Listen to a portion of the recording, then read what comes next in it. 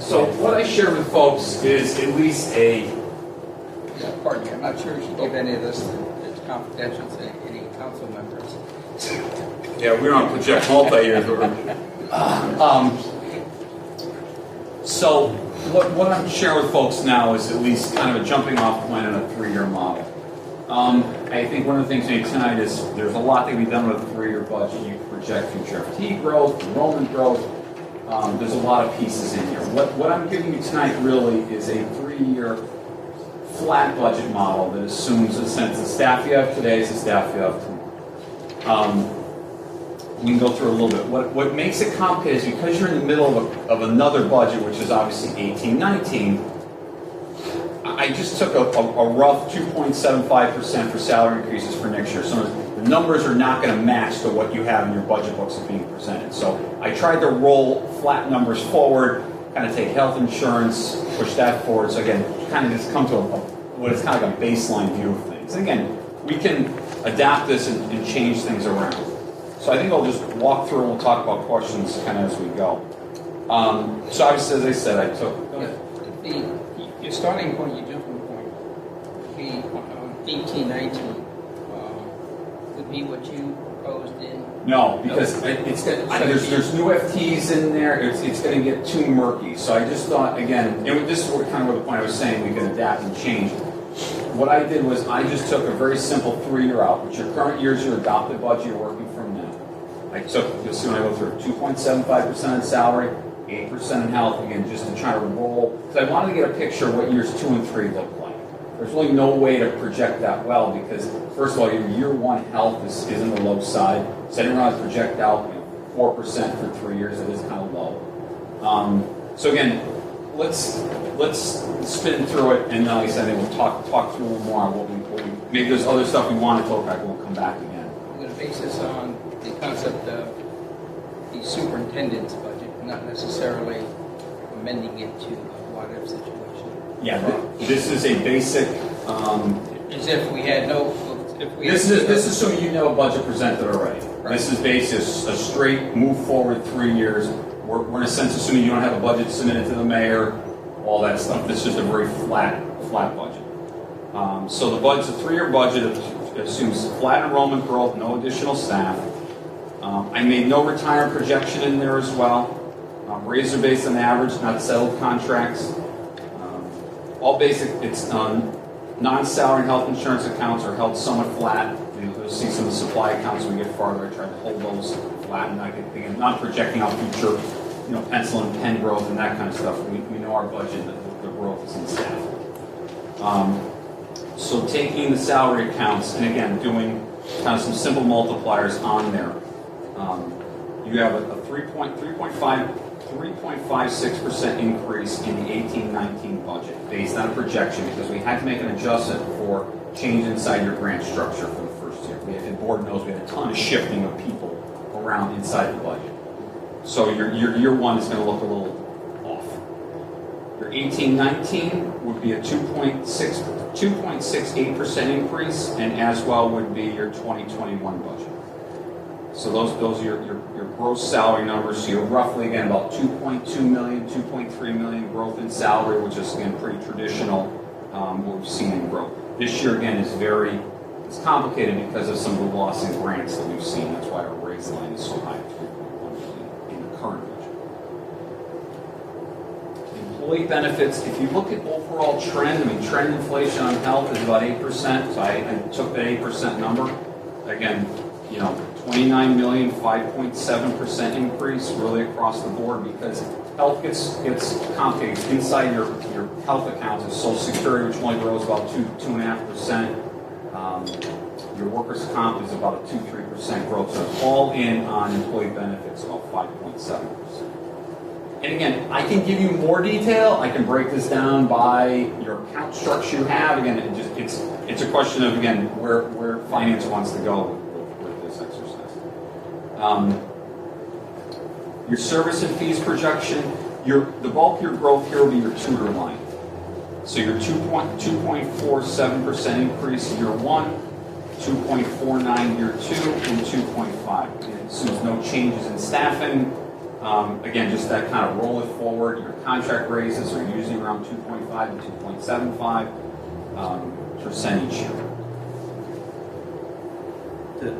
Is that a valid projection and no increase in special education? It's not, and again, I understand. I hate the term, but we can make FTE projections going forward. I can build in the high school staffing for the next 3 years. There's a lot to be done inside this. We've always tried to focus a lot of times on what is the, I call start the buses, turn the lights on, day one, September 1, this is what's going to cost us, and just keep the same shares we have. So that's, you're right. I mean, across Mrs. I will Truch's. say we probably grow a couple of tutors a Yeah. year, and we really have, really scaled back on kind of how, stringently checking schedules, making sure we're maximizing them, but I would say growth maybe 3 tutors or so a year would be. Yeah, I mean, there's probably a traditional amount of special ed population increase, 1% a year or whatever it is, or yeah. No, it's again and that's something we can build into another projecting. This is kind of first. No. That's something that's hard to predict because Okay. we generally increase, I'd say 3, maybe 4, but we in the same week this year I got 2 kids that moved in from district, one significantly disabled with a one-on-one tutor, another who had hearing impairments that needed a tutor to interpret, and so sometimes that does a little bit more, but I would say on Yes. average 3 to 4 a year has been a pretty good number. Your transportation and tutor account, you currently have a 3.5% contract increase for transportation. I did make a small assumption of like a 1.5% growth in special ed tuitions. So you do see about a 3.46% increase year one, 3.48 and 3.5 going forward there. Again, as Kelly knows, your tuition rates, no matter what, like all things, their cost goes up. So they usually put a couple percentage points on even if we keep the current kids we have. We do have issues where we add students like this year. We have picked up some students along the way. So that's at least, again, a kind of this flat line look at those things. Supplies, again, took kind of a small increase in electricity accounts. We dealt all those up, so 1.26, 1.31, and a 1.29. Again, just heating and electric costs always go up a little bit. Although we've been good at mitigating ours, I got to say we've increased electricity almost nil.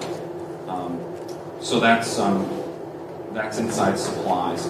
So if you boil the whole thing down to the last page, it's kind of where it all comes down to the brass tacks. You've got a 3.84% increase in your operating budget of $4.9 million. That includes an 8% increase in health, which is, again, the board has run significantly below that. But again, I'm working on at least trend data. 4.4% for year 2 and a 4.6%. So in a sense, your basic operating costs, and coming back from your budget percent to the mayor, is about 3.9 million or so on an ongoing basis. So that, I guess I'm looking for feedback. Were you reading the numbers you had? I'm on your last page. Yeah. First, 1819, we got 3.8. 3.84. Right, we Yeah. got 335. Yeah. Now, the only wonder I have is, since this is the first time and out of the box, we maintain that what makes Danbury unique, and based on our prior proposal of $1.8 million that we put in our budget, we proposed to the mayor, is that's predicated on enrollment. Over the course of years, your charts, Yeah.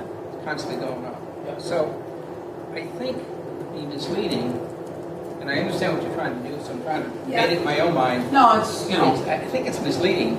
In other words, I look at it from a business point of view, is that if I know I have an issue, a cost, you got to address it. that's a historical situation, I may not be able to peg it, but I think I should give some credibility to it in all its aspects, because here we are, as I said, touting that we're unique. We want to make a big drive this year or next year to the public and the legislators in indicating that additional funding is needed us.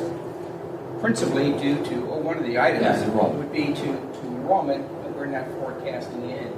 So I think that, to me, may be consideration to look at it. The other thing is, when we put it in terms of numbers, again, I think we should also be fair because it's a number that reduces the budget, is the retirement. So we've got, historical data Oh, yeah. for 10 years, except for that one time we had the buybacks or the buyout. What happens is in the retirements, just so you know, it skews the numbers because your current operating budget doesn't have the $700,000, because I typically do a negative entry, Right, $700,000. And it does make, I could note it like on this page towards the back because it skews the numbers, because when you line up the budget document current year, you have this weird $700,000 entry that doesn't exist in your current budget, so it gets If you're looking to match, yeah, if you're looking at it doesn't line up well, Right, basically. right. For the first go around, I don't think I'm looking for a line by line match when we're crazy. I think somewhere down the road, if you look at it, I think what we're trying to do here is conceptually try to put something together which demonstrates that, again, as Chief Operating Officer, that we know this year we had X number of dollars. Next year, all things being considered, if we, same levels, we have X plus Y and it goes up and incrementally it just goes up and the facts are, what they are. And so my inclination would be is to You'd like to see more add the all-in. assumptions. Yeah, you'd like to see more all-in. Yeah, but these are driving, I think these costs are, in total, in dollars, are driving numbers. So they're I mean, we clearly know the high school's going to probably take 4 or so summer FTEs or probably the next couple of years. We know that. Your portables at West Side, as you add those 50 students, you're going to add, in theory, 2 for 6, 2 for 7, 2 for 8. So you clearly have some 3-year FTE growth there happening for you. There's clearly some drivers there we could definitely know. What's complicated is, I want to get this out, is it's hard being between. Sorry. It's hard being in between a budget. In other words, if we had a budget that was approved, we hadn't presented the new yet, it does make, unfortunately, kind of like 2 budget versions on the street, which is what I was kind of complicated. But at the same point, we kind of talked about this for a long time. right. And so for a little while further, to your point, we don't have to, this is a good concept. We don't have to peg it and dot the I and cross the T's with the numbers. We can wait until we get things finalized and a little bit more comfortable on numbers, and then go forward from there. All I'm just saying philosophically is, Yeah, you want to see some of the cost drivers in there, I all think beyond. should be represented, and I think it makes a fair statement. No, it does. It definitely does. If you include those other costs we've done there. So I even waited. Do we just target the salary and health insurance accounts? Because obviously we know those are the big drivers in the budget itself. It's roughly 75% of your cost.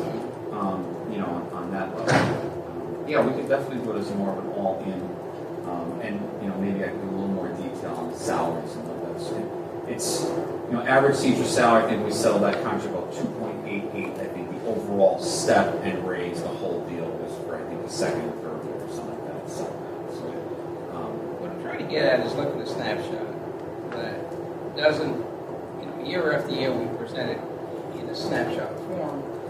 This is the budget this year. And historically, our budget, proposed budget, has always increased over prior years because of certain factors that have added to it.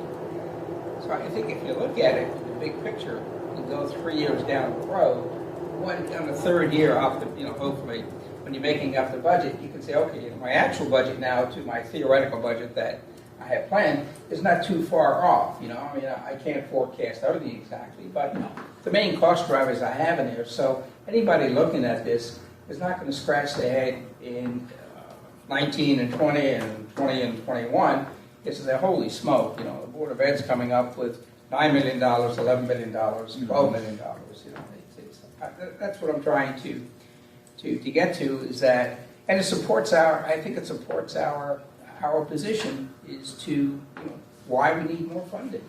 The irony of that whole thing is that our alliance money, which is 8.3, 8.5 million, if any of it is a return to the town, to us or to the town, we are gonna be in dire straits. The money there, if you recall, 51% of it has to go to close the achievement gap. Mhm. And then the other, they're permitting us to build on programs that we have. It's not just happenstance that we can put anything in there. There's a written application dealing directly with accountability targets. That money stops coming to us, then the only place you're going to get that is going to be from the town. And as I say, your full-day kindergarten, a lot of your programming work that we've added on, that we've been permitted to add on, because people say, well, how did they get by all these years? Well, we were able to write into the money, Right. into these grants. Exactly. So we're not getting from the town, okay, but we were getting from the lines, and the city's been great about making sure we got that money. They haven't been trying to take that money, but we've been using it for that purpose. And that has been what's frightened me so much, and I lose sleep at night when they were saying this year. One said, that grant is not moving forward, it's come to a sunset after 5 years. But they've had to reinstitute it. My worry is that that money, if it for some reason is cut severely, it's going to impact your 3-year budget unbeknownst anyway. Sure, but we So if don't- I was doing it as We're your trying to model, structure do it. you assume that as a lot, $8.5 million liability if it's not funded? Well, I mean, I worry about that. some districts have taken the view, your priority district grant, which was when I got here about 2.4 million. Now today sits at about $1.7 million. Every year the state has kind of dinged off 10% of the time. We're hearing now the cuts that are getting announced on Thursday, priorities going to get cut by $1 million across the 20 priority school districts. So you're going to lose, give or take, another 50, 75,000, however they calculate it through the mix. Norwalk, for example, took the view the priority grant's going to go away. So they've actually built that into their budgeting models. I mean, we can absorb $1.5 million right now. I don't know how they are. So I think there's a lot of pieces in that. To Sal's point, I mean, at one point we talked about a transition off Alliance. Right. I sit here today. Back then, Alliance was $1.7 million. I mean, I'd be lying to you guys. I have no way to transition you guys in a sense to leave the Alliance grant. It's like a nice to have stuff. I mean, there's just no way. I mean, that's your kindergarten. I mean, that right now it's the heart of your district right now where that money sits. I think to your point, I mean, we could build a doomsday, a scenario budget too, where we say if we didn't have the Alliance, transition to it, then, like you often said, you might as well just close the lights and walk away. But I think your point's well taken in this case here. An assumption can be, again, conversationally here, assumption can, again, it goes part of the known cost, the theoretically known cost drivers as to what if. If we're experiencing a degradation in the Alliance money of X number of dollars, then, build that into here and say, okay, whatever that X number of dollars is, 500,000, 700,000, and build it in here. At least we're accounting for that. We're not saying that we're building a budget based on the Alliance being zero, because, I mean, So you that's want to add great. in That's a forecasted that's a different degradation ballgame. of those grants? Yeah, I think if you have known factors that you're fairly comfortable with, if the I mean, I view in 5 years the priority grant will go. I mean, Yeah. I just think in time they're going to unfortunately phase that away a little bit at a time. Are there some of the, like Norwalk, you said they're phasing some of the stuff out, but are they experiencing population decrease too? Norwalk is seeing flat to somewhat. I haven't followed Norwalk as closely. Sanford's grown, Norwalk, I'm not sure if they. I mean, it's a lot easier if you're losing population and They also have a different tax base than you do. I mean, clearly, Norwalk has. They're also net per pupils probably about 70 at seat or so in the state rank. So Right. I think a lot of districts have taken the idea of some of the Alliance money. Stanford did. They put like after school programs in there. I don't want to call it a nice to have. It's a nice to have stuff. Where in a sense, here because of funding, we have literally made that's the grease in the wheels. I mean, as Sal and I kind of said, basically I think just about every single one of your kindergarten teachers now sits inside your Alliance district grant. We've shifted that much staff around again to make the budget work and not go through catastrophic cuts. is this salary and benefits projection based upon having the same amount of teachers through this? Same amount of teachers. So if we do need to put more full-time teachers on because of population. Correct. These are gonna, like you And said, that's these the are point gonna I'm trying to skew make. down. You know, to make it more, I mean, I use the 8% number for health, which clearly is about $2 million or so an increase, that drives up the amount. But again, your 3.7 with this year was an abnormally low year. I mean, that's a low renewal. So it's, That would be my opinion, and, you know, respecting Sal's conversation here, the trend of the money. You know, I don't want to be here in 5 years, you know, God forbid that we lose that alliance money, you know, I'd be shorter than what I am, you know, now, and in terms of trying to deal with that situation. But if the trend is the alliance will be taken away, then we should build in here certain, you know, adjustments for it, if possible. yeah, I guess I want to be mindful they don't. One of the things I always, I guess in my own mind, to be very honest with this, I've always been mindful of coming out with some of those where it winds up, board seeks $15 million in the next 3 years. I'm always mindful of like it's in big numbers, because I could easily, you know, build a transition plan for $2 million gets picked up every year into the alliance, and you're gonna have a budget number that's gonna be, you know, You know, astronomical. and my feeling is you don't stick your head in the sand. No, You know, I mean, he's got to run, he's going to be here for a number of years. He's got to run this district for a number of years. I'm sure in the back of his mind, he understands all that we're talking about. It's not used for publicity stuff to say the board needs No. that, but I think it gives us, and gives board members an idea as to what direction we're going in. And I think it also supports our position.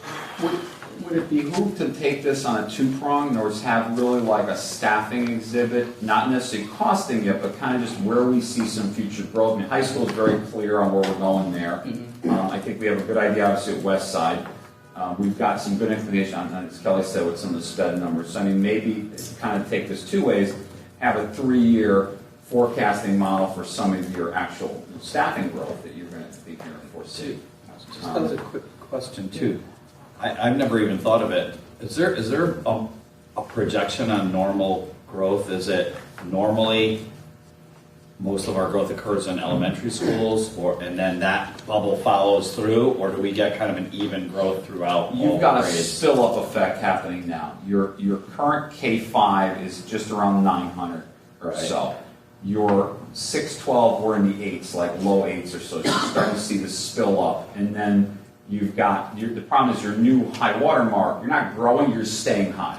So you're like 800, 825. There's no blue. Yeah, there's There's a, a follow through. Yeah. Right. It's gone like this and it's staying like that. Yeah. Is what's happening to us. So the classes that are, you know, as Joe said, that had 650 are now 900.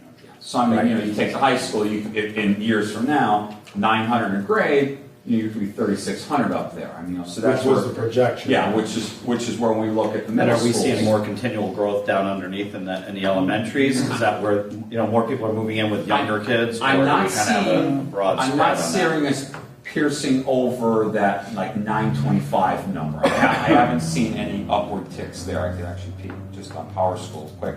I haven't seen any big growth there. At least getting high. While you're doing that, Yeah. Pat, I don't want to tie up the next meeting. Yeah. Just quickly to close, Well- in summary, I'd like, Before we go, I wanted to ask the opinions of the committee member, and then just quickly for the other two board members that are here, if you could just, No, that's fine. I mean, mainly the main reason why I'm interested in this 3-year budget is, you know, to look at kind of 3 objectives and just forecast that down the road. I mean, obviously, we're dealing with enrollment growth in the district. It's something that a lot of other districts aren't dealing with. And I think, you know, a part of this 3-year budget is to, you know, forecast the enrollment growth, you know, as best as we can, and the costs associated with that. The other part, another objective I have is that we look at, you know, new programs and additions in the district, and we implement that into a 3-year budget, because, you know, if we wanted to, I know there's some of these intervention programs that we've been utilizing, we've had to cut back at times, and you know, obviously there's a lot more intervention that we would like to do in the elementary school. If it's our intention to roll that out, you know, more than we currently have, you know, we need to kind of set set some sort of expectations as to how we're going to do that, because we can't, turn to the city or to the state, next, in 1 year and be like, all right, well, we need an additional $5 million for this program, and be like, well, good luck. Almost like a 3-year working capital plan, but for staff, basically. For staff, for program, whatever it might be. So I mean, and then also for the addition, I mean, we built this new addition at Danbury High School. I mean, we're trying to incorporate that into our budget, but it's tough sometimes it's tough for them to wrap their heads around, when we put in West Side and we rolled out that program, we're gonna put the modulars at West Side, hopefully, in rolling out that program, people need to understand and be prepared, What's on the horizon. for what's on the horizon. So I mean, I know that's part of enrollment growth, but that's also part of, new programs, including the intervention programs, forever planning and going to full one-to-one, right? Yeah. In terms of technology, we need to be able to implement that according to a plan rather than showing up one day and saying, hey, this is what we need. And then the last thing is, we really need to figure out what an adequate funding target would be for our district.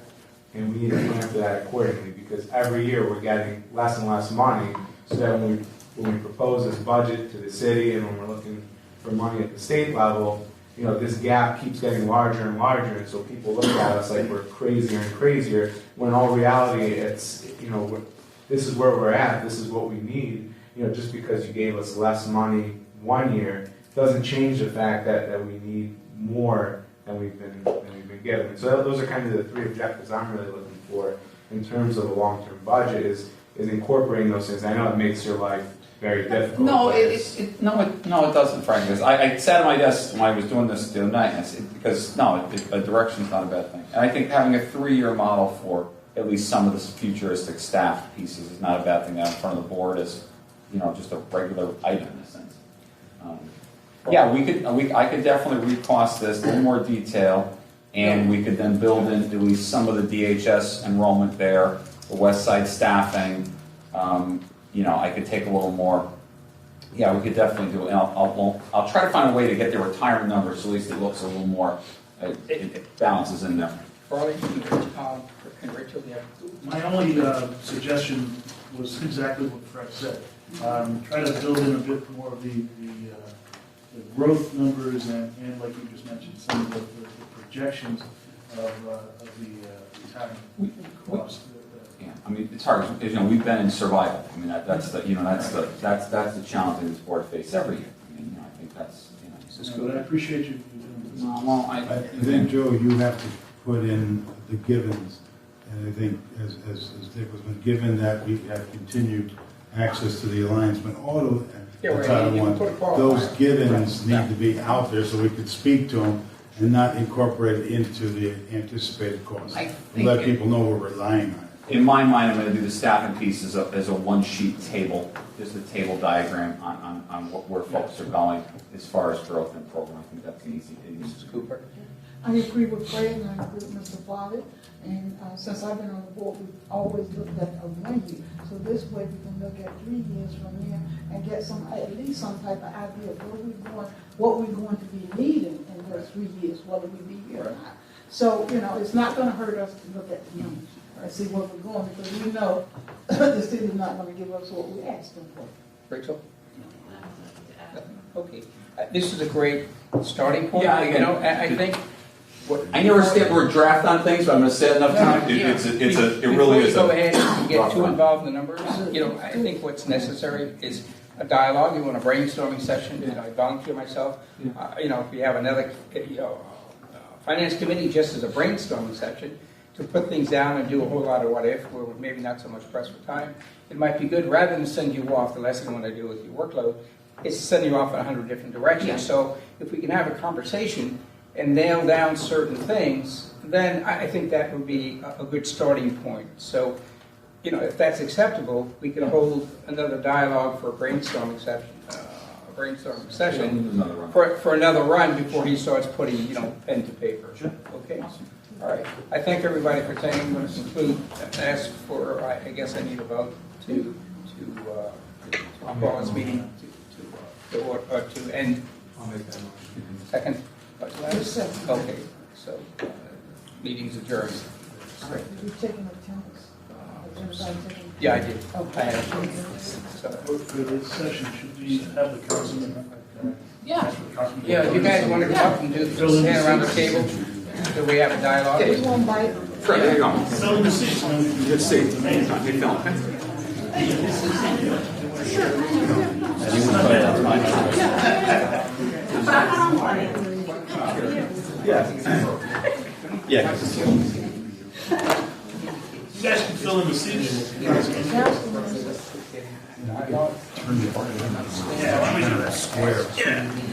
Really good set. Let's hold the event. You guys can sit again. Sorry, just kidding. I'm gonna close you in. Oh, yeah, no, no, I only get help What's up? Lisa Borgioni is my name.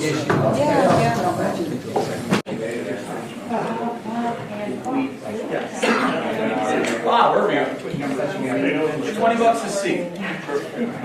We're gonna close that one again. Yeah. And then are we No, this is,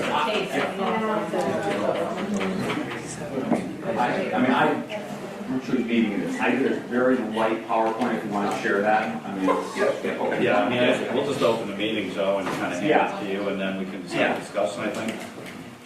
Just disclosure, we were gonna have this tape tonight, and no one was available, but our media folks got here, and that camera's on, live, all the time.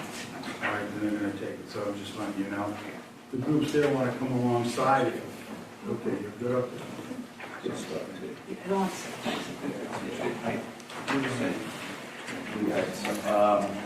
don't know if Rachel, if you want to, you're gonna take any, yeah, for the.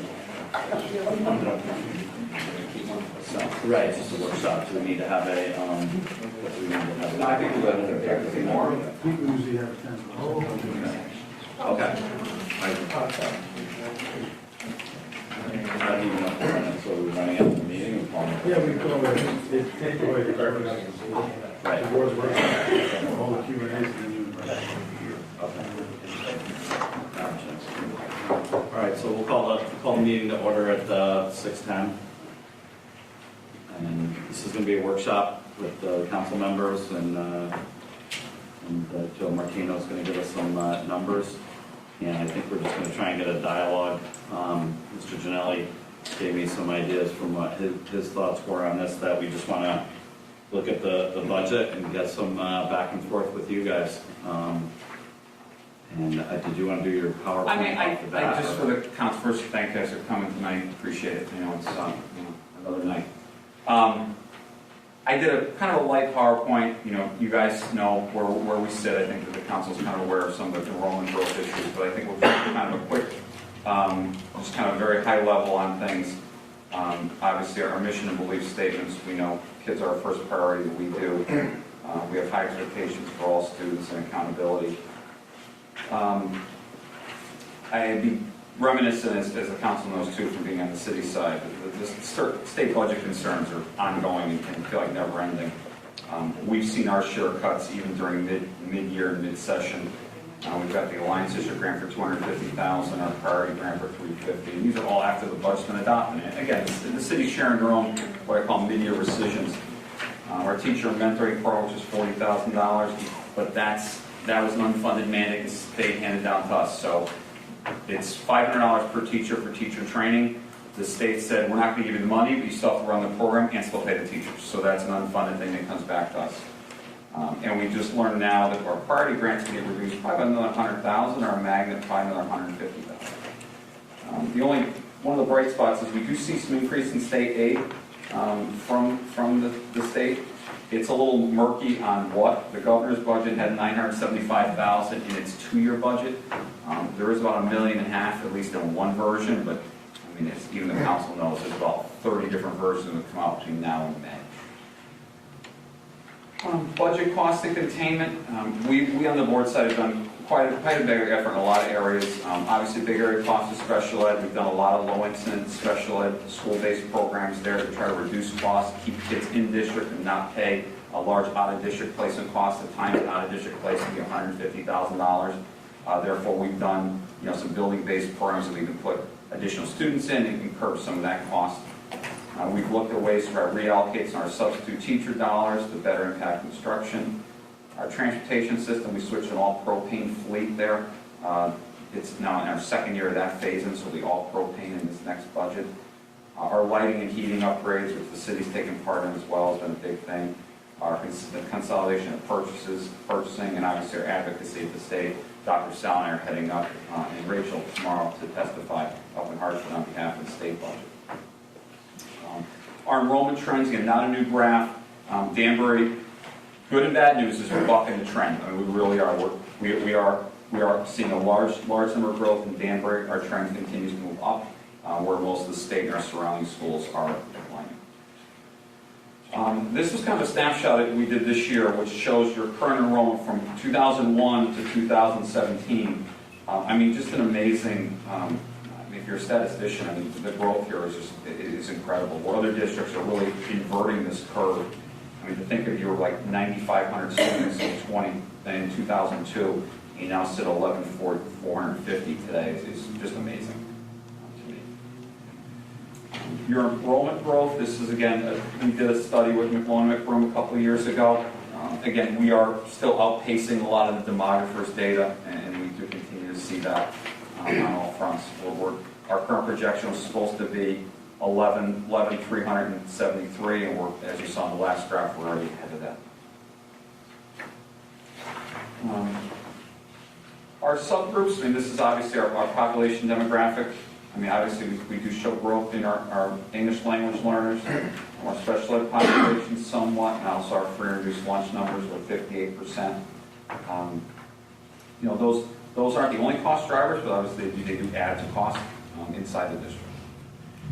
And then, just kind of quickly before we open it up for bigger discussion, I did kind of, again, broad brush as far as some of our needs. Again, no secret to the council folks, the addition to the high school, we're looking at approximately 5 new FTEs there. New custodians, including new wing, about there's 3 FTEs there. The current district number for custodian square footage in the high school is like 40,000 square feet a man. The industry standard is 18,000. So we are, there's no way we could deal with the addition of the existing staff. The new addition is 60,000 square feet alone. So even if we use that number with the 3, we're still, going to be well above the industry standard there. The portable classrooms, we do have 2 additional FTEs there for the new addition at Westside. Continued growth in our special education area, including speech and language. We do see high caseload numbers there. We're looking for a drug and alcohol specialist to service some of our higher needs students. Restoring our math and literacy coaches and our paraprofessionals were cut of last year's budget. Health insurance, obviously, I'll continue to highlight this. I mean, the overall health is 3.5% on a renewal. We partnered, like 5 years ago now with the city on health insurance, and I'll say it's the greatest thing we've ever done as far as controlling costs. 3.5%, my first year we were 18% on renewal, so I mean, that's been phenomenal. So just $1 million, and it's still $1 million. Not zero, but it's far better than it was. So again, kind of just a broad brush. So total budget increase ask is $6.9 million. The operational increase, kind of the base budget, let's like call it 4.3, and the enrollment growth issues is 2.6 overall. So I'll kick it back to the chair and open up for questions and dialogue. Well, thank you guys so much for coming, and that's basically our stuff in a nutshell, and we know that with, obviously, as much as we'd love to sit back and ask you guys to fill in all the gaps that were lacking from the state and everything else, these are basically the numbers. I mean, they're not, without keeping the staff that we've lost and losing more staff down the road, we have issues. And let me see what any of you guys thought of it. Love these numbers. Thank you for the rollout too, Joe. But that's pretty much the picture. It's not like anything that's coming in superfluous. Yes, sir. 11,451 in 2017. Okay. What was for 18 and 19? We've been growing on average about 1% to 1.5% a year. So we add roughly about 150 students every year. And that's been a pretty constant trend. We've grown 200, but I mean, it's been steady growth. I mean, the city's got some development going on. We do see growth coming from the west side. The exit 2 corridor over there, definitely there's some coming in there. You know, You're talking about the new townhomes and it's in. yeah, I want to say that's Old Ridgebury Road over on that side. We've seen some increase there. We actually had a bus up there for the high school, so we do see growth coming from that pocket of the city. We'd add another bus there too, right? We see growth in the downtown some. Your Ellsworth Avenue School, for example, was built originally for about $350. They're about $480 right now. And we've combined spaces, you know, split up classrooms. We've done. I mean, the city thankfully gives 18 classrooms. 4 or 5 years ago, we've probably split and divided probably another 20, I would say, inside at the elementary tier alone. Your middle schools now are growing back again. They're pushing back with projections going back to 1,000. And that was kind of a ugly number no one wanted to get through, which is why we put the portables at the west side, at least a decent economical option to do up there. That's both. Right now, the continued trend is the middle schools will get, so you'll be 1,000 each and probably another 700 or so west side. So the goal is to try to at least alleviate some of those numbers to get them probably to 950 or 925 or so. That was the projection too, with the 6 or 8 portables at West Side, was to, if we got 8 portables there and get state funding for it and everything else, that's a big number, at least a minimum of 60, we're hoping for at least 63% reimbursal. 8 units there would be about 200 students that would be kind of channeled away from the overpopulation at Broadview and Rogers Park, trying to keep us under the 1,000 number there. Yeah, I'm interested in what the averages are of the number of students per classroom, because, you know, you get the total numbers, but how has this all affected? It does vary, but it stay is. within the guidelines that, Well, no, we've had, in some cases, exceed the guidelines. In other cases, you know, it could be below it. But, you know, when we reduce faculty and staff, what you're seeing is the only place that we can do anything about it is to increase numbers in the classroom. We can't go sell some other widgets, right, you know that. So we just increase the number of kids in the classroom. We have some that are 26, 27. We have some that are 22.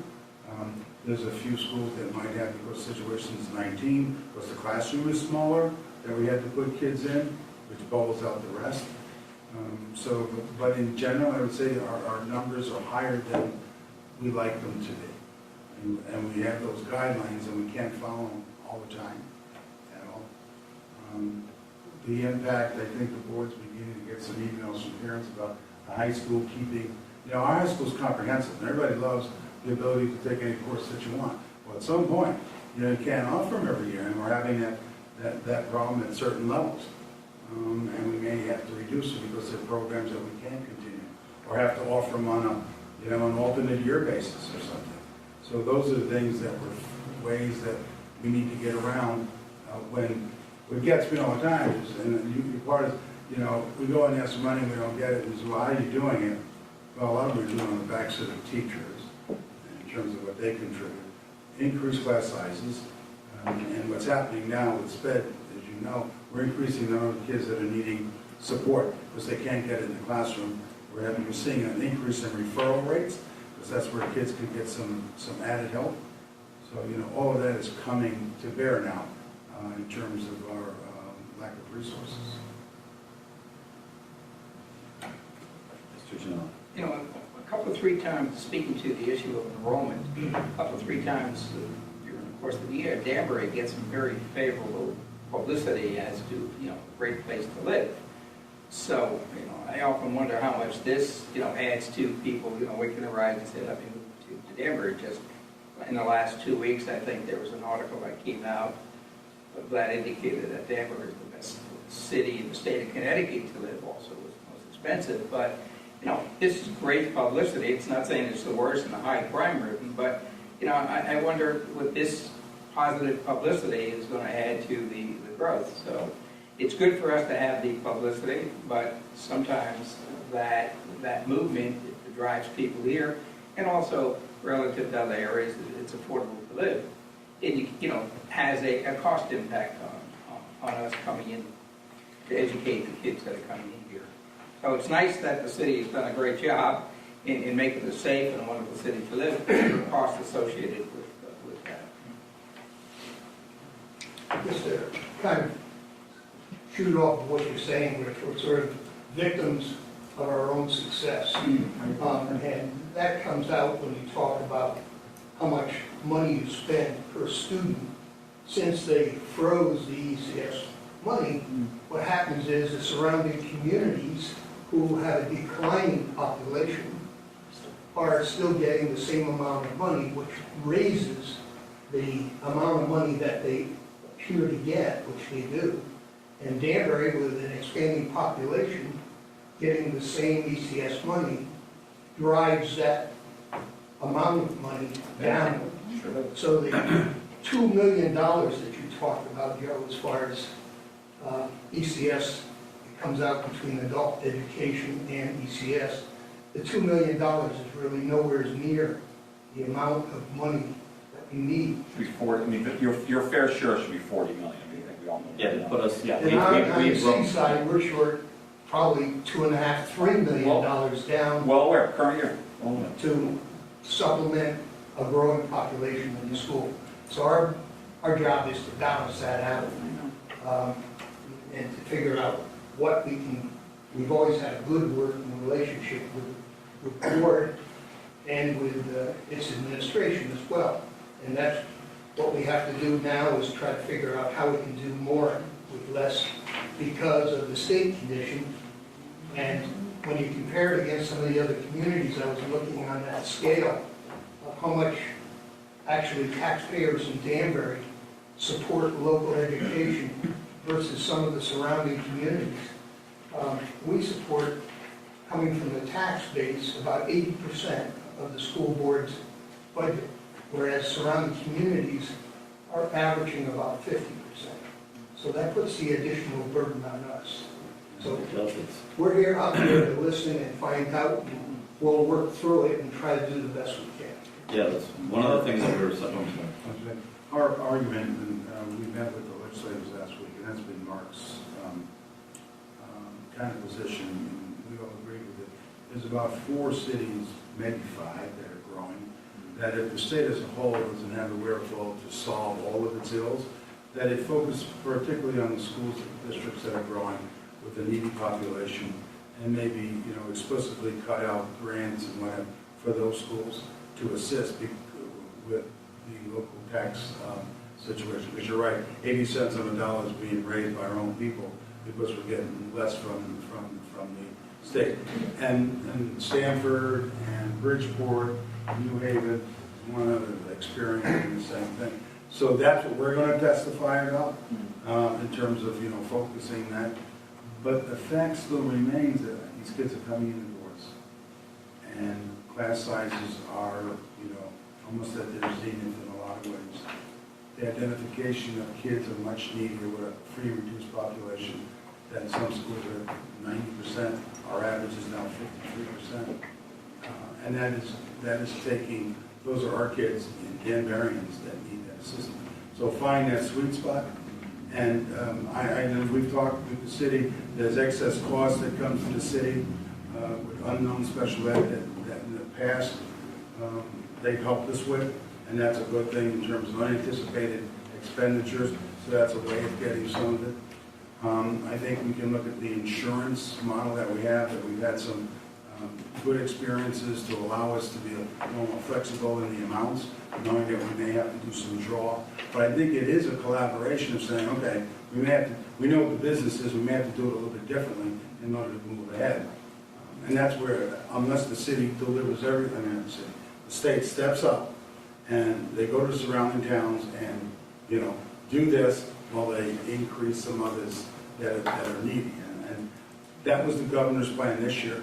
You saw that. Right. That went nowhere. And Mark's idea is just let's focus on a small group to see if we can engender more resources.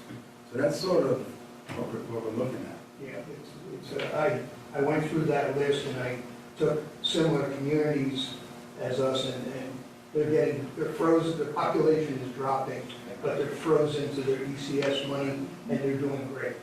Yeah, so we can't get their votes. Yeah. Yeah, that's the problem. You know, the legislature's split. We've got a lot more towns losing population that don't want to give up the money than they got a lot of votes. But I was going to reiterate before, when Joe said $40 million that we're short, when we ran those numbers, basically 40 million still leaves us almost $5 million short of hitting the mid mark, the 50 percentile mark. I mean, that's how far below. If we got 44, 45 million, we'd only be at the halfway point in state, in funding for the school. So it's just, we're so far behind. It's unbelievable. I still refer back, I know it's a hot button issue, but some of that cost could be, perhaps you could look into distance learning and expand on that, where it's less bricks and mortar and it's less teachers as well, and labor-wise. There was also, on the city side, we, as you know, the Blum-Shapiro report in 2015 outlined several areas where IT, personnel, things of that nature, where perhaps we could share instead of duplicating, have redundant services, we could look into savings, because in the long term, the state of Connecticut is not getting better overnight. They didn't get worse, bad overnight, and they're not going to get better overnight, so we have to make some long-term plans as to how we're going to make up that delta. And year to year, it's more. Well, let's live with that for a second, because I was intimately involved in that conversation, and we looked at the technology, and what we find if they would support us in terms of the numbers, because, it made sense to us, and we started drilling down. One, we have a fully unionized IT department, and two, we're grossly understaffed in our department. I think we have looked, like custodials looked at, and same thing, we're grossly understaffed, and outside we have to add. We haven't looked at it lately, but I mean, that's at least where a lot of that is. Yeah, we didn't see a symbiotic relationship there that would pay off for both of us. Yeah, but with that said, there's times they work together, they do training, we share things whenever we can. That's been a good relationship. Personnel, you look at our personnel department, she's also a lawyer, and I know they work with your department, and they drill down, they negotiate, they do things together. So I think we found some common areas where it made some sense, purchasing and things like that, as best we can. I didn't see a lot in the Shapiro work that I could really say to you, looking at it and say, you know what, we can operationalize something meaningfully, other than to say we're doing something. I just didn't see anything that came out of it at that time. Well, I can only, we paid for them to go out. Oh, yeah. No, they sat down with us and we went over it seriously with them, and we talked about things that we can and couldn't do, and we came up with ideas of working together and bidding together and working with the town. But those are the kinds of things that we came with. The trouble is, you have a district that's going like this and support going like this, and a town that's going like this, and an infrastructure that's going up as well without support. So you put the two together, that they commiserate. There's not enough. There's just not enough to do it. We rely on the grand list. I mean, we can reach a So you have, I mean, yeah. we can't put the load on the taxpayers anymore when they're carrying a heavy load as it is. That becomes kind of. Has the grand list gone up this year, or where is it? Well, we're looking at the that data that's no now. Yeah. Revalue. Is this the revalue? Revalue probably as normal, expect. Yeah. You're gonna, it's gonna go, that's, it's an opportunity to reshuffle the deck.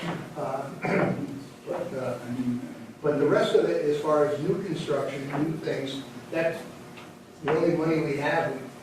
The city is getting hit pretty hard by the state.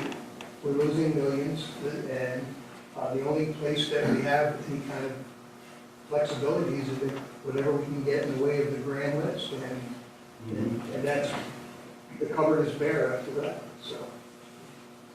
Just in regards to, one of your points of distance learning, and I think that's a very good idea, and, clearly there's no way to replace, teachers and what teachers mean for their students, so it wouldn't be necessarily, trying to supplant like their support and what they're bringing to the table. But even for something like distance learning and implementing something like that, you have districts across the state that are shifting over to full one-to-one, meaning every student has like their own laptop or their own iPad to be able to do some of these things and to help the teachers help the teachers teach the students and move to mastery-based learning and things like that. But even with something like that, it requires an investment in technology for these students, and so maybe in the long run there are cost savings in something like that. I mean, I'm sure there are, but in the short run we need an investment in that sort of technology in order to accomplish those things. So that's another problem that we have. It's we've been cutting back. I haven't been here all that long. We've been cutting back in so many different aspects of student learning, increasing population sizes in the classrooms, and all that. That it's become tough to make the gains that we need to, and maybe to find new opportunities for cost savings, because students and teachers and administrators are already operating at a bare minimum, so there's no way to kind of accomplish some of those things. But I like that idea, though, and I think it's a very valid. It's not a case in distance learning, as I said, it's not one shoe fits all, and I still believe in interfacing people, but some of the higher grades in the high school where they're in their senior year and maybe taking some AP courses or something like that, they could be going 3 days a week and using the rest of it on a computer. They're doing it in many states and have been doing it.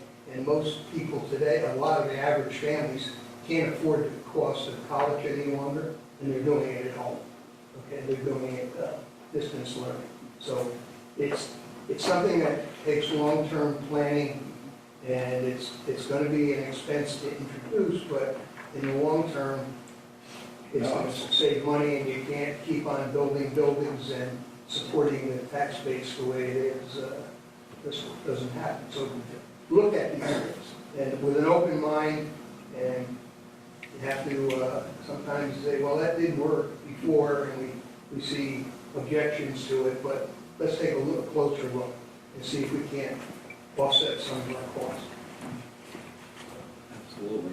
I think one of the things that some people brought up too is it's nice to get, West Side's got some very nice technology and things like that, and but sometimes when you look at having a 58% population on free and reduced lunch, and try and figure out how to implement people to work off of computers if they don't have them. A lot of the kids come to school and get supplies of computers at school, but they don't get to bring them home. So sometimes, I think like Fred brought up there too, it's the initial implementation, we just don't have the funds to start up a lot of these things, at this point. Anyway, Mr. Janelle. And then to the members of the council, certainly we appreciate you being here, but the purpose here was not to bore you with a budget presentation with a whole bunch of numbers, because we've done that and we have a time that we're going to do that. The thing was to have engaged with a dialogue just as we're doing now, because that's what happens, is if you have a dialogue and have different opinions, something may come out of that. And it brings us closer together in terms of forming a relationship as to a common interest to how to solve a particular problem. The basic fact is as it is, and probably as it will be, the city of Danbury cannot afford to fund the education, for the cost of the education. We're not looking for the residents to foot that burden. That's horrendous. And to my colleague Fred there, who made a very valid point, in that the budget that we propose is not a budget that moves us ahead. It's what we refer to as a maintenance budget. It doesn't include any new sophisticated curriculums or programs. We understand that because we don't want to add insult to injury in terms of these particular costs. So maybe in a multi-year budget, that may be part of the cost that will associate in there, but that's a subject for a different time. What I think very strongly is that we have to do, with the understanding that the council people understand some of the drivers and the issues that are creating the cost for us, and later on the dollars that are associated with that. We have to unite and get the city of Danbury and all the stakeholders, that is the legislative, the officials, students and everybody else that's a stakeholder in this city to go to Hartford, because that's the only place where we're going to make up this differential. You know, as we keep talking about, we have this, you know, we're lucky to have this position. You know, we was 169th, we're the lowest. A couple of years ago, we were 167 or 163. And a $12,700 average cost versus the first city that was up there with the $36,000. It is totally disproportionate, it's saying. But Danbury, we know Danbury is getting shortchanged. So we as a city of 90,000 people have to be educated as to what these issues are, and then have to, you know, in a methodical and organized fashion, utilizing the abilities of the lobbyists to point us in the right direction, is to make our case in Hartford. And that's basically, you know, when I asked Joe to do this presentation, you know, I asked him, don't put numbers in here, because I think the dialogue, as Warren was saying and some other people were saying, in terms of different approaches that we could do or concepts that we could utilize, brings us together a little bit more as a relationship. But ultimately, the problem has to be solved by us going to Hartford, because we've been down this road before. Down last year, you know, we're saying the same thing. Warren is, you know, every year we have the presentation to the budget. Warren always makes reference to the grant list, so we understand that. And we're saying that we need more money. But it has to stop sometime, and we have to make a case where we all make that case to Hartford and say, look, however it works, we know, I shouldn't say we know, it's unlikely that ECS formula is going to be changed. It's unfortunate that we lost the CJF case. However, it still doesn't stop us from going and making our case and literally demanding more money, and we have the issues and the reasons why. We can show why we need more money. Not that we're there with a plate in our hand like you're going around a church and say, you know, make a contribution, but we have driving forces that need us, that demand that we fund our kids and they're not shortchanged for education. So that's basically the purpose of this, is to get together as a city, you know, and understand our plight and our problems. You know, the city has its problems too, as Warren was saying, that they're getting shortchanged. We shouldn't be shortchanged. I'm not concerned about some other city or some other community. That may be a problem or an unfair statement, but I live in Danbury, and I think Danbury for too long of a period of time has been shortchanged. And only by us all getting together, or I truly feel, is that we will make a case. We may not make it this year, we may not make it next year, but I think over a period of time, we may make some inroad, we'll be able to mitigate this particular differential and gap and take some of the burden off the city. That's essentially what I thought, you know, is an idea that I have, or a philosophy that I have, and it was, you know, one of the reasons that we wanted a conversation. I think it's easier to do it this way than it was in the formal budget presentation where we go before the council. So constructive ideas are good. It may be that we have tunnel vision in terms of sometimes you're working on a project and you're only looking at it and somebody else says something because they look at it through a different lens and you say, gee, you know, that's a possibility. Mr. Fox? Yeah, just to piggyback off of what Mr. Gianelli is saying, I think you know, several people have come to me over the past several months, years, about, you know, what can we do to resolve this. Again, it's mostly a state funding issue. We're really being shortchanged, not just for education, but all around on the part of the state. You know, the answer I come back to people, and that's really the primary thing we need to work on in this room, because we as community leaders need to foster this, is there's a real lack of grassroots support or grassroots. You know, Mr. Gianelli makes a good point. We need to go to Hartford and make our case, but if there's 10 of us on a bus to Hartford, that's not going to solve anything. You know, we need hundreds or thousands of people to say we can't keep the situation going anymore. We need to be properly funded. And it's only with a group of that magnitude that anybody's going to listen. And I think to get that support, it's up to the people in this room, you know, it's the leaders of the city, to try and stoke that support. A lot of it's perception on the part of the people. And I was here 10 years ago on this side of the table, and the only time people came out was when you're going to cut freshman sports, you're going to cut French, you're going to cut the gifted program. et cetera, et cetera. This room was full, the city council chamber was full, everybody was full in the papers, when we had paper, that was the story. Because my program is cut, everyone's out. Now we're talking about, well, you know, my kid's not getting the math coaching he needs, or my class size is 30 instead of 20, so I get less attention. The average parent is not engaged in that discussion. While it may be nice to have, really it isn't. It's not affecting me directly, even though it is. The perception's not there, so they're not here. There's 5 people sitting in the audience here.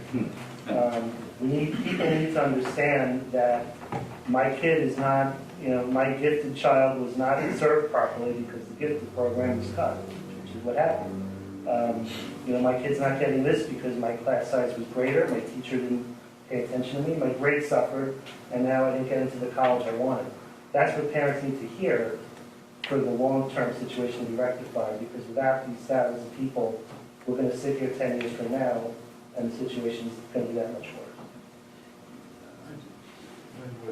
I'm proud of the board not putting those comments out to parents and kids and wedging folks and saying, if we don't get this, we're going to eliminate X. The band, of course, because that is a 360 education for our youngsters, and it's vital for them for post-secondary pathways to college or career. So we've avoided that scene.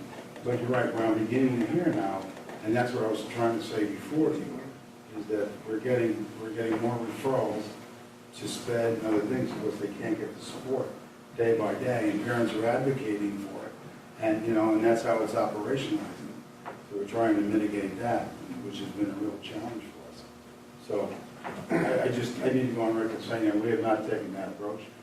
We tried to do the play with paper play, all of that, so we haven't gone down that. I'm not suggesting so, No, but I think in terms of relating general education shortfall is affecting all students, including my student, right now, because they're not getting services every student needs. Not not track just teams getting cut, and they're cutting the gifted program. That's right. It should be, we're funded, we don't have as many teachers as we need, so everybody's kid is suffering equally. And so then they all need to come out. I think that's the approach. That's exactly part of it, because the focus isn't on freshman sports, so you have that specific group that comes out, and it's so hard to explain to people about going to Hartford and complaining about unfunded mandates. I mean, there's millions of dollars in unfunded mandates that if they wouldn't have to give us a dime, just take that weight off of us. But how do you go out and explain to everybody in the town that they've got to get on a bus and drive up to Hartford and complain about unfunded mandates? It's not going to happen.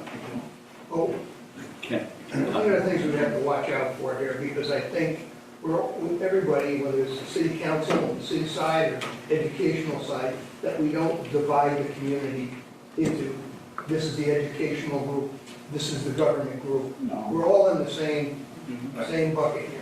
We're all, if the city has the available funds, obviously, our highest priority has always been the education and to divert funds in that direction. But when we're cut down altogether, the city, the cupboard's bare, there isn't any money there, we all lose, everybody loses. But not one of these things where we divide the community or divide groups within the educational system where you have, I'm only worried about the sports. I don't care about the academic side at all or anything like that. It's got to be a united front. We did hire a lobbyist who I think helped somewhat, and it was worth the investment. So I would agree on that last statement. It's helped a lot. And it was right, by the way, I'm not, maybe not that well informed. Okay. The lobbies? It was right, No, he's helped us a lot. I think we have much more of a connection to Hartford. I think even a lot of the state reps will tell you it's a common point. Ryan's up there every day on the ground. If we need to get something done or in contact with someone, the legislators will check in with him. We'll push stuff through him for, he'll pull our lottery numbers, for example, to testify tomorrow, so we'll get on the docket to testify. There's a lot of pieces. He tracks bills for us that in reality probably might, because we don't sit here all day long tracking bills, and it's not on our purview every day. So he's doing what he's supposed to be doing. Yeah, I think I remember frankly, in the past, I think we had a similar situation and maybe the person wasn't doing it. Yeah, it's a split cost. It's 15,000 aside, 15 city, 15 board, and I think it's a common point that we can all get to, both the state rep side and the school and the city side. It's a common point up there that represents us all the time, which I think is a good. We got, He got us in front of Ben Barnes, the head of OPM. I mean, that's where we got to sit down like now and tell our story anecdotally, which is really important for them to I hear. think he paid his salary. Yeah, and it tells a story to each person up there all the time. So yeah, Ben Barnes met with him, but again, the Danbury story is told repeatedly up there, and I never say it's a bad thing. And can I, 1 second quick, I just want to get the quick question back. Yeah. Hi, sorry if this, I'm new here, I'm a parent of a second grader and a soon-to-be kindergartner. So I'm very concerned about the larger class sizes, obviously, as most parents are. And then I heard you talking about insurance, you talked about health insurance. What is the average cost per teacher for health insurance? Do you know? The average Per year. single plan is approximately 10,000, and a family is about 25,000. And District all-in cost, not employees, but just actual all cost. And is there an opt-out option, incentive for teachers? No, there's not an opt-out incentive. Yeah. Because could that be like? Well, we can't go into a full discussion. Yeah. I think I had a Yeah. good question, Yeah. but if you want to come back and ask that Yeah. or write it down and we'll get back to you on it. Okay. And that's what the Along the lines of what Warren was saying earlier in terms of us, working together and not separating, into two different groups, the education group, the government group. In past years, I've heard the comment many times from parents that they heard from somebody on the Board of Ed or in the administration that their budget was cut this year. And we always look at it, if it was more than last year. It increased. It increased. Right. That, in and of itself, pits education against the city. And I think you need to know that. We hear that quite often. Oh, yeah, And I think what that happens it's wrong is that, information. right, I think they go by, these are our fixed costs, so like this year, it's gonna cost, the fixed cost, nothing in, it's gonna be $4.7 million. We're, if we get 2.3, it's more than last year, but we have to make a cut, we have to take people out, we have to, when you tell somebody we gotta lay you off because we got an increase, it doesn't seem like it makes sense, and not that I don't go around telling people that we got a cut, I'm that talking means about maybe. public meetings where people speak and the message is our budget got cut. Yeah. And I'm an accountant, so I'm a numbers guy. When I see a number go from here to here and it's a higher number, that's not a cut. Right. So I just think, again, I think it's a bad message, especially one in terms of we're trying to work together and not work against each other. I don't think I don't that think anybody so. on the board actually says that. The public does, but No, I'm talking about, this is from board members and Oh, okay. administrators. I haven't heard This has anybody been say heard. that. But I have heard people say that they didn't get quite as much as that, as what we needed. I mean, I think also to, I don't know if this is partly addressed to me or not. I mean, I was the one that wrote that article in the newspaper regarding, what we've been shortchanged from the city and all that. And the point across, point with that, first of all, I just want to say thank you very much for coming here and, allowing us to engage in this dialogue. But over the years, the budget in terms of what the city, what the Board of Ed has needed in terms of what they've received has not kept pace. And, if we were looking for what the state is shortchanging us, we would be proposing an increase to the city of $45 million. And clearly, we're not doing that because that's just not possible. But the point is, there was a point in time where the Board of Education budget, as a percentage of the city budget, was at a certain rate. It was roughly around 55%. And over the years, the Board of Education budget, as a percentage of the city budget, has decreased down around 51%. And so the point is that, not necessarily to attack the city, because there are other ways that the city does help us out, outside the Board of Ed budget. But the point is that the city budget has been increasing, the city side of the budget without education has been increasing at a higher rate than the Board of Ed budget. And that was the point, and my comments were the ones that you were referring to, which, that was the point that I was trying to make And it's one of those things that, our backs are against the wall, and we're really trying to look out for what's best for our students. I mean, the CJEP case has been going on for 15 years. We've been advocating at the state level for more money. We're going to continue to advocate at the state level for more money. There's no doubt about that, because the city's never going to be able to make us whole without, some revolutionary change in the state economics and the city economics. But, for right now, the city needs more resources, and that's for our students now, because, if we have to wait another 15 years for the state to pony up what they need to pony up, our kids are already going to have graduated by then. They've already been decremented, and we're dealing with a new wave of students coming in. So that's really the point of it. And it's not to attack the city. We do need to work together. And I think, Dr. Sal and the administration, before I, joined the board, they've been doing their part to work with the city and to accomplish those goals. And, they've been sharing contracts in terms of bidding for, fuel and propane for the buses and, different things. And the administration's been cutting a lot of costs, in terms of, if you look at, for example, the administration cost per pupil, we're 30% below what the state average is.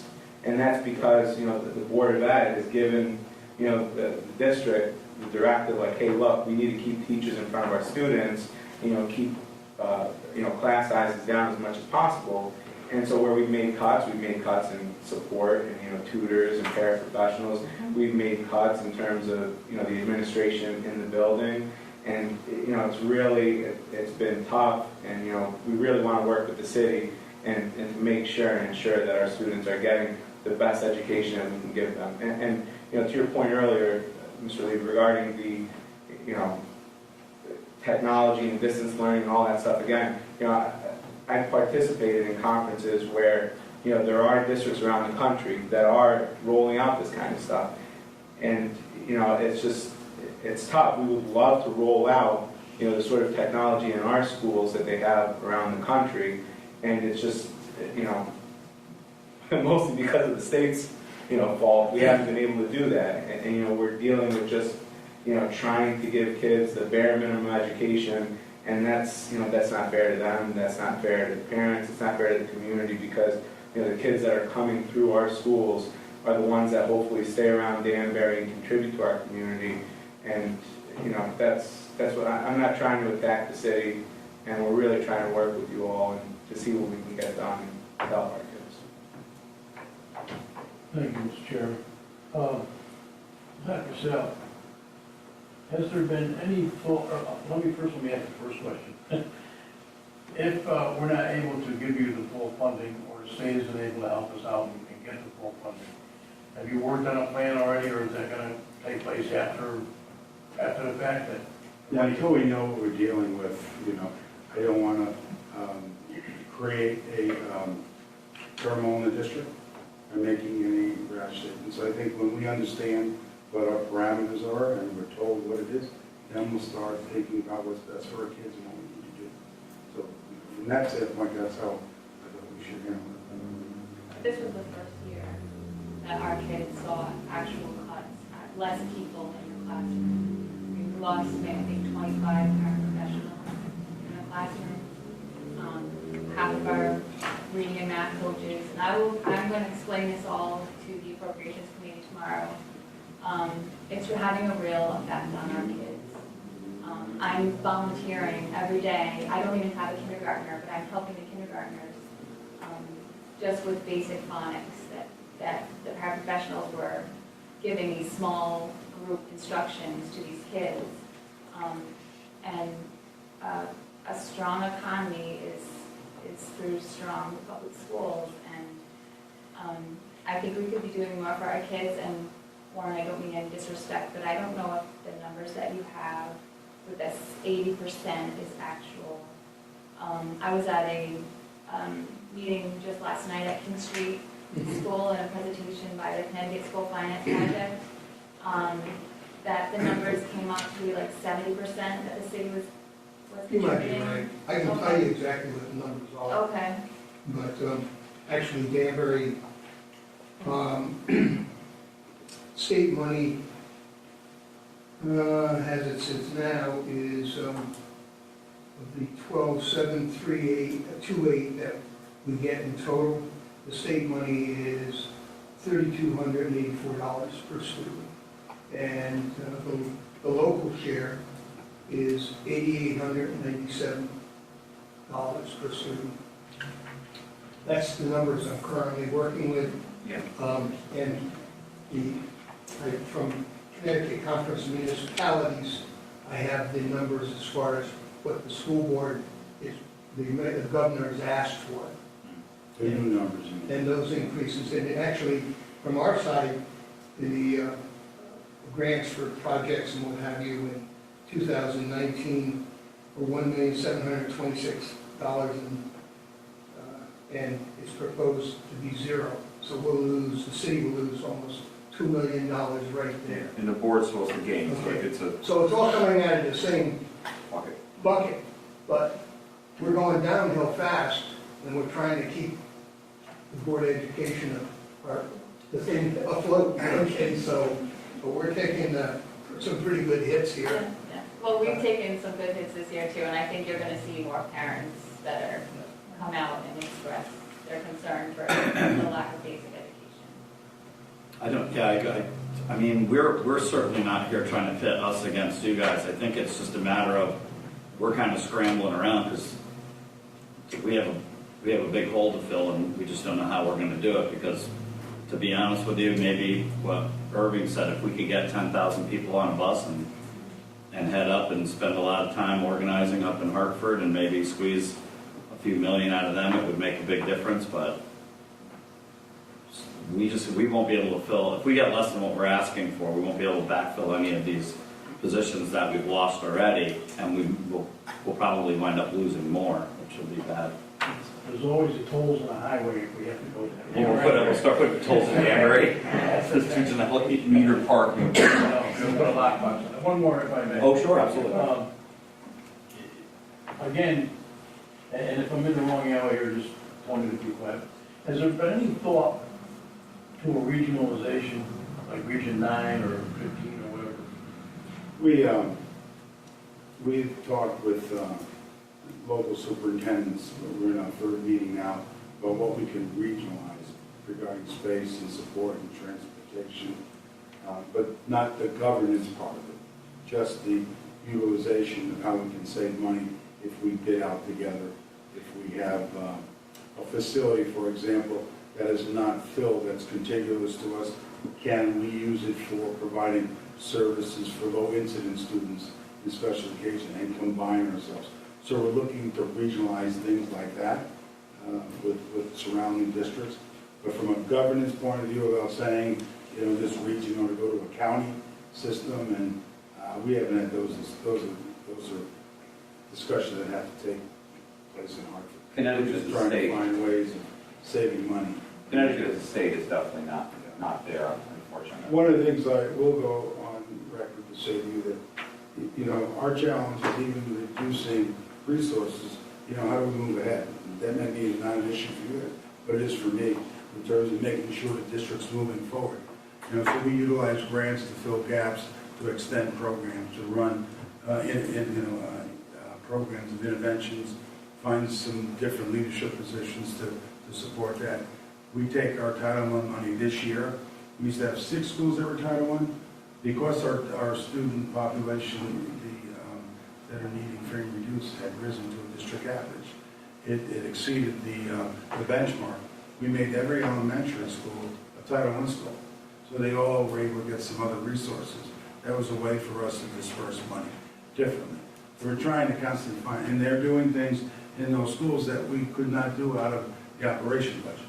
Because the intent of Title I and some of the grants that we get, it says you can't supplant what you get from the town. And you have to build the closing achievement gap generally. So we find ways like that. I need to come back to the blended learning thing. And maybe we have credit recovery at the high school in the past 6 years. We have students that are very close to getting a credit, and we provide them online learning. We're able to go through that. In a classroom, there's one teacher supervising. They may be on 15, 20 courses, but they get the credit. They don't have to repeat the course. You add that up, that's a lot of FTEs. So we've been doing all of those things to save money. The best and for us, that's the blended learning that we've been providing. So our challenge administratively, how do we not just say, okay, don't we have money, so kids, you can't do this, you can't do that. We try to figure, okay, we don't have the cash, right? We need to do something. How do we get there from here? And that's been our attitude, and trying to cobble things together. And not criticize the town or anyone to say that you're not giving it to us. But how do we find ways to increase what we can, give our kids resources? Is, if I may, how much of that $8 million is going to teachers' increases versus staffing? The current 8.4 is primarily all staff inside that grant. The raises inside that grant are about 300,000 in the Alliance grant. So in that 8.4, one of the things we didn't address in the budget because we thought there was some increase in state funding is what I call the compression factor inside the grant. So inside the grant, raised in health is about 300 grants. Again, it's $8.4 million staff roughly, about $8 million total. And that will be going, and yeah, I saw there's some rough. Total FTEs inside that grant right now, I want to say it's... In the high school, for instance, I think I saw 2. You mean in the new budget going forward? Yeah. New budget, new FTEs for high school are 5 FTEs new. Yeah, five new. There was 2 special ed. Yeah, 2 special ed. Yeah. Bilingual. Yeah. I didn't hear The graduation requirements went ahead to 25. We have to staff it, but we can staff it in a different way, but we're going to have to do some addition. Primarily, the one that we have to hire a health teacher. Correct. Yes, that's a new requirement. We couldn't staff it at the current level. Then we had the SPED. And We have currently 100 students that are approximately 100 students identified in the freshman academy as needing special education services, and we're, as of today, anticipating 130 to matriculate in as 9th graders. That's an increase of 30. Typically, we keep our caseload about 20, for your typical resource teacher at that level, a little bit smaller in the lower levels. So just to that factor to provide appropriate services for our freshmen that are identified, we'll need at least 1 FTE. Now we've created an in-district program that has offset several out-of-district placements for our significantly disabled students, and those students have been housed for the past 3 years at one of our middle schools, and there are several of those students that are ready to matriculate to high school.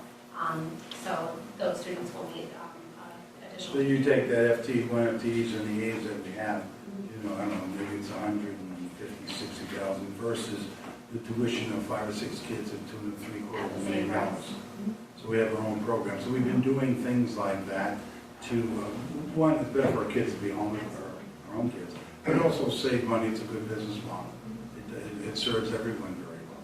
So we've been doing things like that. Busing, you've done some busing studies? We've done the busing study, we've converted our fleet to propane, and we've done a lot of those. So next year you're looking at going to 3 tiers so we don't increase. We're having a consultant review that our tiering structure now. I think we're trying to take the inside shots about what can we do to reduce and not expand. Use any money that we can towards kids and those kinds of activities. Total FTEs inside the Alliance grant at 8.4, which goes towards all-day kindergarten and our ELL teachers, there's 82 FTEs inside that grant. Those are new? No, that's current teachers. That's in the grant. Yeah, no. Yeah, that's current. Yeah, correct. No, So that's what's represented. Yeah. We at the high school that if just the grades progress, you're going to have 3,500, 3,600 kids. And right now, you're just staffed about the maximum. Yeah. So we're going to have to handle, that's going to be another 9 to 12 FTEs just to handle core experiences that kids are going to have in the next 5 years, just naturally. And the way your high school is coming online with the addition, it's going to be a trickle of FTEs. You're probably looking five. You're going to add, but it's not a case you're on the west side where you have to have 25 teachers, full-blown everything. So at least this way, thankfully, is an economical way to begin to build the growth into that school. That's one thing that came up. Those buildings represent about $3.5 million on the debt service on the general budget of the city of Danbury, which is educational investment. So you got to remember, like I said, we pick up a number of things. I know we picked up maintenance around the facilities, a lot of that.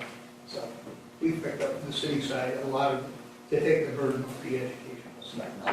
the bonding piece, Chloe, you guys have.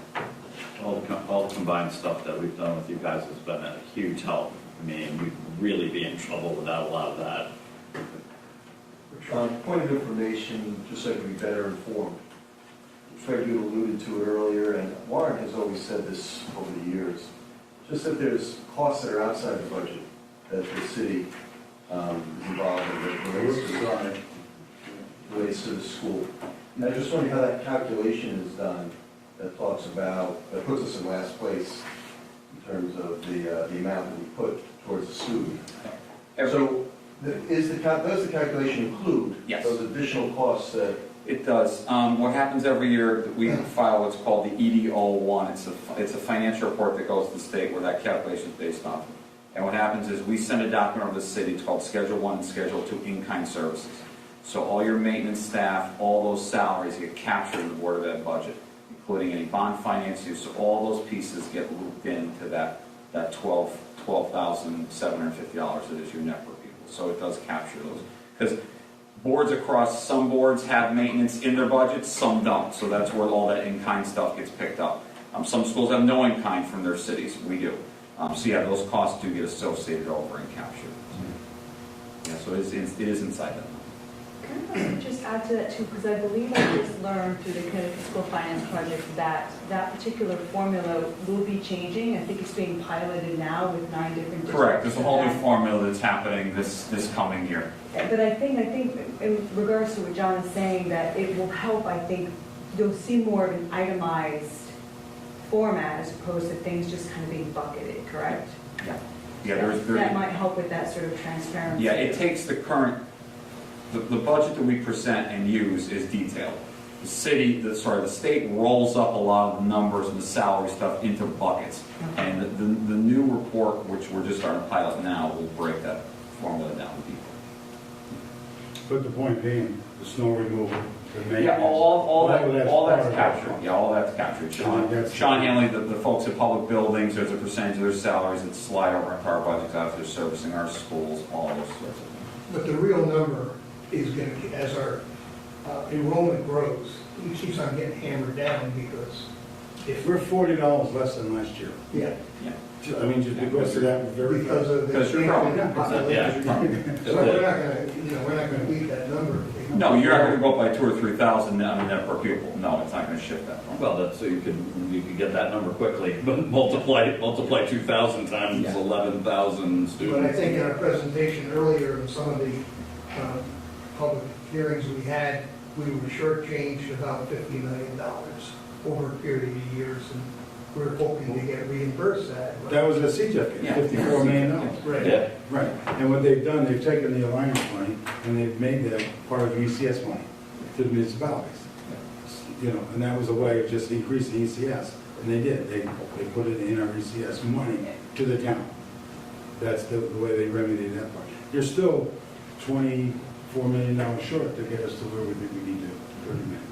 And it's just the last point, in the Alliance grant, I mean, of the things that inside that grant, like one of them is all-day kindergarten. Right now, today, there's 2 districts in the state that aren't an all-day kindergarten. So I mean, it's not a case of some decisions the board made with those funds were, I'll call it blitzy. I mean, all-day K now is a foundation of every school district across the state. I want to say, I think there's 2, I forget the exact number, but I think it's that few that don't have all-day. Well, no city. Yeah, no city does not have We continue looking for grants.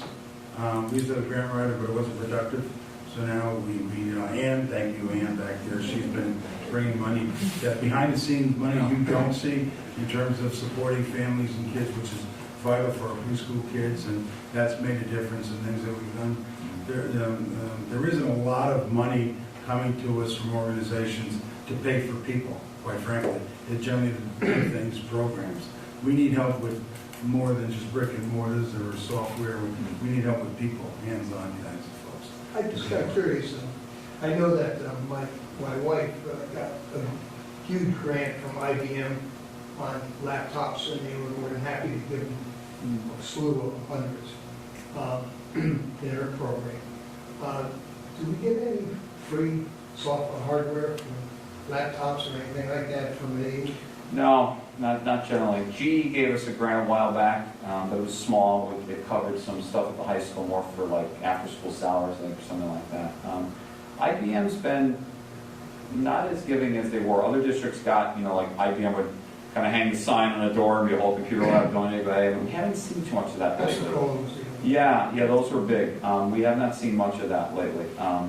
Even some of the other, like Bower gave a couple $1,000 for the STEM buses a couple of years ago. I mean, those have been, they come in, but they're very specific to just pay for specific things. They're not very like a broad brush.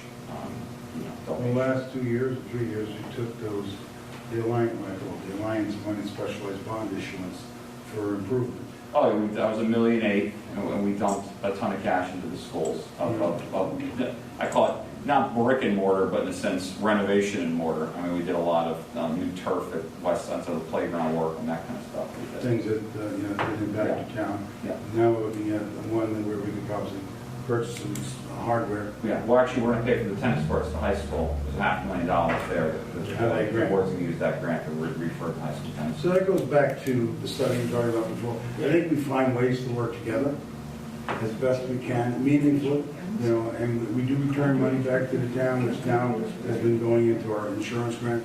But bonds like this, we've been helping each other as best we can. It's just that, it's just ain't enough money.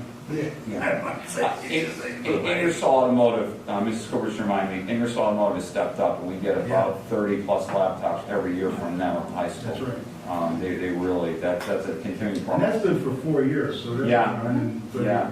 Quite a few. Who's that? Ingersoll Automotive, they donate laptops to the high school every year, at least 30, all the time, We every also year. have many teachers that are doing donors choose, and so Yeah. even though you have 1 or 2 classroom teachers that are getting 5, 6, 7 laptops, I mean, you have easily, I would say, 40, 50 teachers over the last year or two that have been getting, small amounts of technology, but you add that up over time, and it equals the numbers. Ray Dalio, who has a large endowment fund, will just go on to the GoFundMe sites and just blanket buy a couple $100,000 worth of teacher resources and just pick them up. Put in for 4 or 5 in their classroom, but it does add up over time. It's just an extra way. In my department, for instance, in special ed, we've had things funded like sensory rooms for kids. So for kids that have needs outside the classroom, a time and space to go to calm down, cool down, those types of things, fully funded in multiple buildings. So I mean, those little things that kind of offset some of the costs, but teachers are taking their own time and kind of energy to put into those outside the school day to kind of make up for some of the things that we wouldn't be able to provide otherwise. Special ed, what is the cost of that? What's that running us now? And, like per pupil or? How many Per pupil are usually 4 times your current per pupil sites, say, 50,000 a student or so, approximately. Outplace could be 100,000 plus. They're unanticipated, they just literally just show up. Your total sped budget is about 22% of your overall budget, I would say. I could tell you. I want to say it's give or take. I think it's about 23% last time I looked.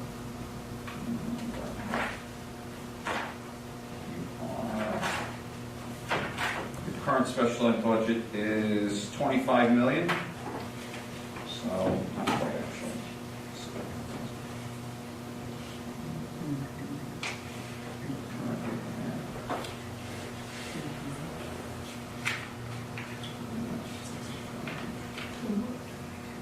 About 22% or so. Do we know how many students there were placed? Yeah, so you have just under 1,500 students in special education literacy. 1,500? 1,500, yes. So you're currently representing just under 13% of our total population. It's a large department. One of the most significant changes that I've seen, I think the best thing we've done is provided in-district programming and creating programs to keep kids in district. Keep them in our community, be able to educate them by our teachers and staff. Our out-of-district placements still remain low. Roughly 45 currently out of those 1,500 students, so not a large percentage of that population. And I can honestly say that those students, we have deemed that they need something other than what we can provide them. The part that has been particularly difficult is some of our DCF placed kids. As I'm sure you're well aware, we have 2 group homes in Danbury, and we frequently get students that are both identified as special education and usually in the guardianship of DCF that are deemed no nexus students. And when they come into our city, we assume the educational responsibility for them, including any of the costs associated with that. Frequently, those students have educational needs that are, in out-of-district programs, and they are done kind of. We find out about them throughout the school year. Sometimes there's several students across the school year, sometimes there's less, sometimes more. So those are those unanticipated costs that we come into quite frequently and regularly in special education. Speaking to the lobbyists, the lobbyist piece, one of the things that has been helpful for me is with some of the new legislation with special education, the independent educational evaluations, the coalition or collaborative to pool resources. Many of those things I've been able to either speak on behalf or send in testimony to speak to those things and the specific impact that it would have on Danbury.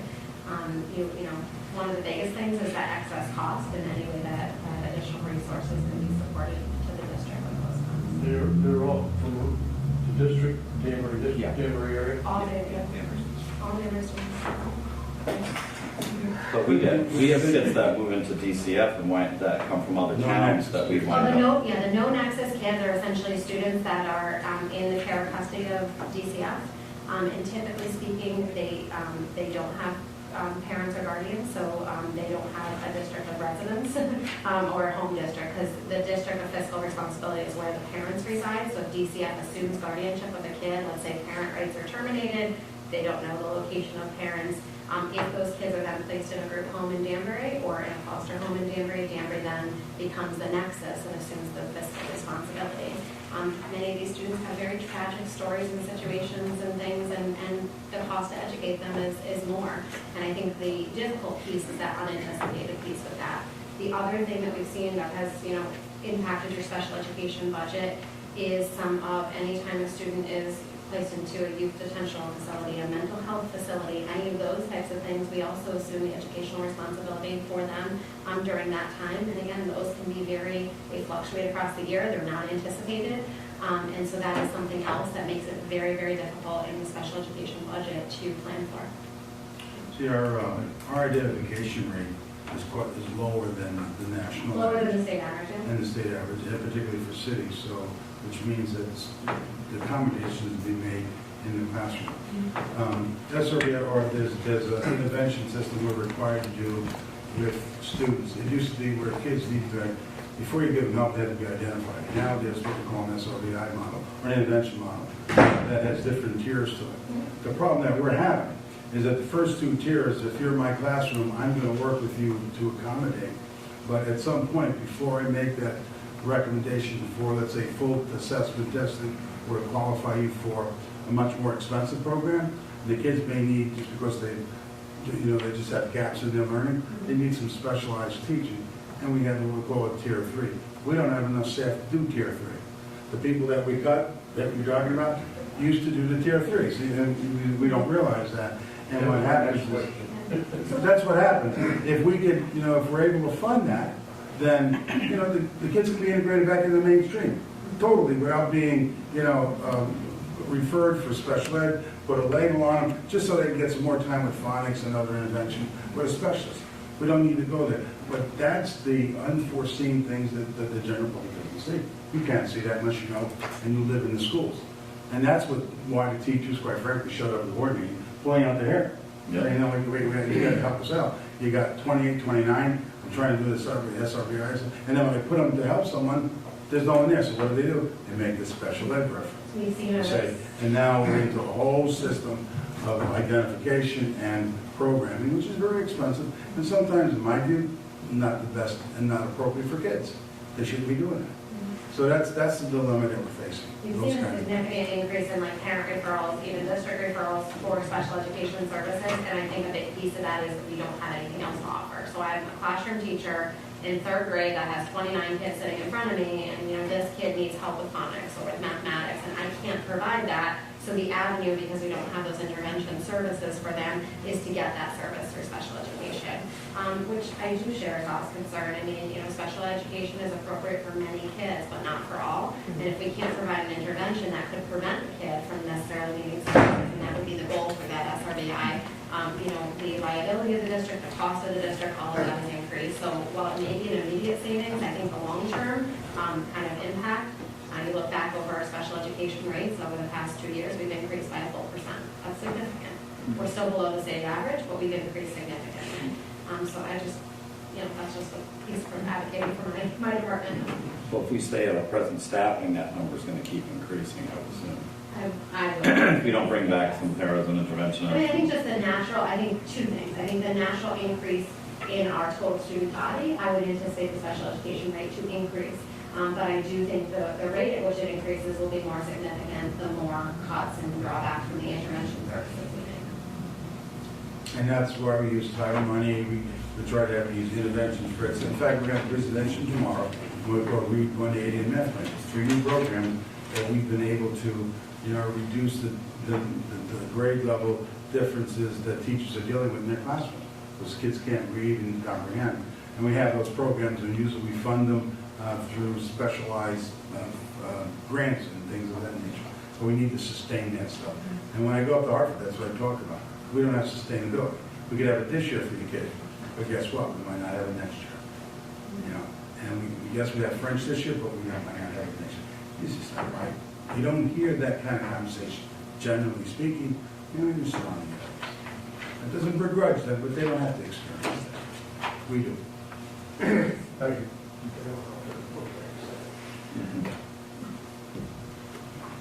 Anybody else know?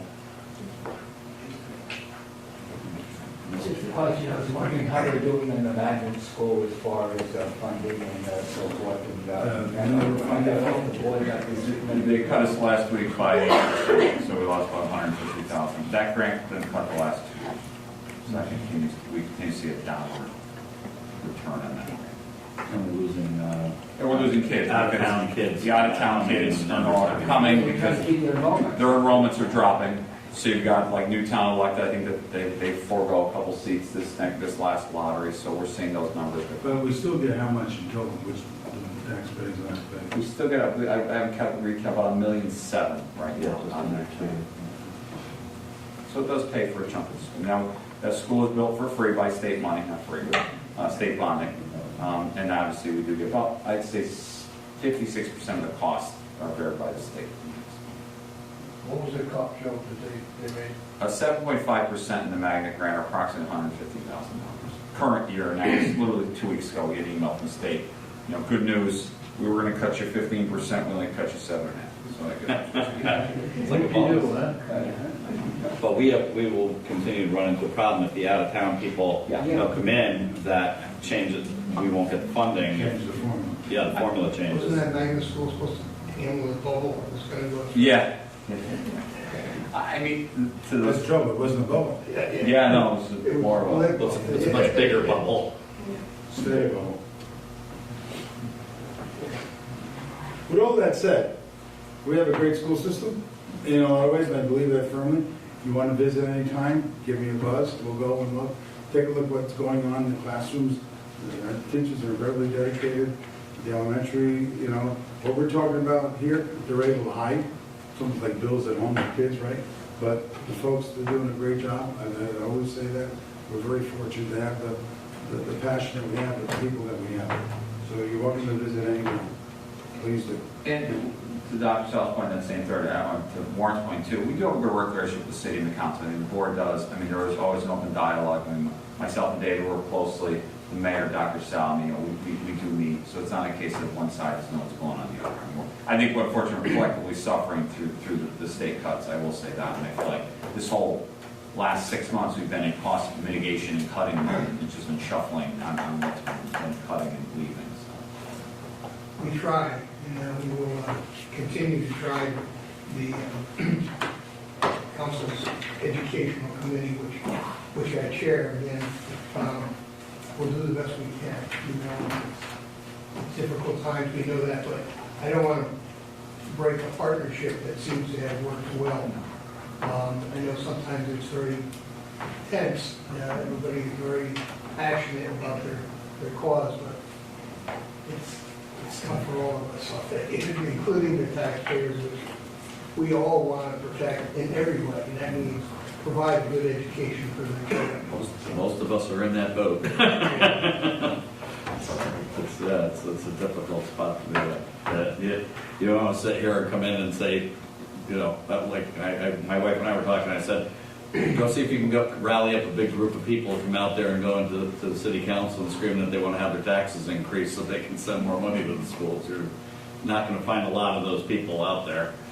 Well, my children went through the Danbury school system and went on to higher education, and it was a good experience, and we're proud of it. So Yep. we have a good school system. When you look around to some of the others, some people come here to Danbury just to take advantage of the programs that are available. So. You did. Well, thank you so much. I really appreciate everybody coming. Yeah.